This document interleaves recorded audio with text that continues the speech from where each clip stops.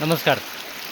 आपण पाहताय आता सध्या या रस्त्यावर म्हणजे आजच्या ढगफुटीच्या पावसाने जास्त जोरात पाऊस झालेला नाही आहे, परंतु त्या पावसाने हा रस्ता पूर्ण हे जे बघा, हे जी माती आहे, माती आणि दरड हे पूर्णपणे हे बघा रस्त्यावर आलेली आहे आता सध्या.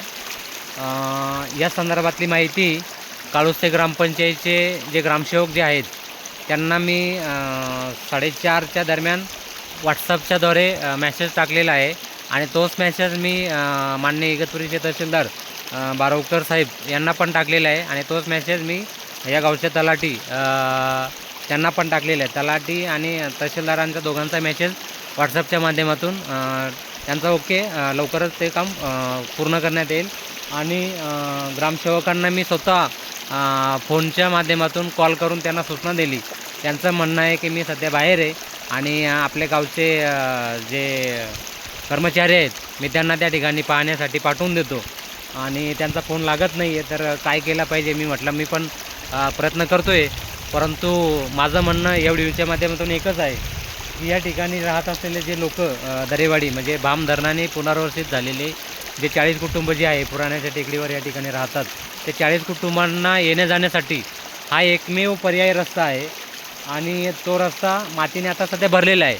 या ठिकाणी पायी जाऊ शकतो, टू व्हीलरनी ये जा करू शकतो, परंतु फोर व्हीलर म्हणजे 4 चाकीची गाडी आहे मला वाटतं नाही निघू शकत. मी तुम्हाला अजून एक जवळ जाऊन चांगला दाखवतो आहे.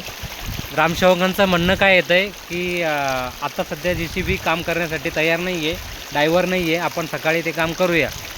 तर माझं म्हणणं काय आहे की आता जर सूचना आता आपल्याकडे वेळ आहे आणि सकाळी करूया किंवा आता करूया, परंतु जितकं लवकर होईल तितकं लवकर जर केलं तर तो रस्ता व्यवस्थित राहू शकतो.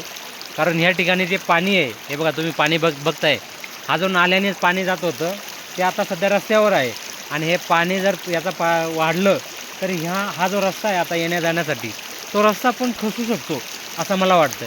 तर मी त्यांना म्हटलं प्रयत्न करा की लवकर ते कसं साफ करता येईल आणि येण्या जाण्यासाठी हा रस्ता सगळं सुरळीत होईल. ते जर लवकर काम केलं तर रस्ता पण वाचू शकतो आणि रस्ता सुरळीत पण होऊ शकतो. एवढंच माझं म्हणणं आहे. तुम्हाला काय वाटतं ते कमेंटमध्ये नक्की सांगा.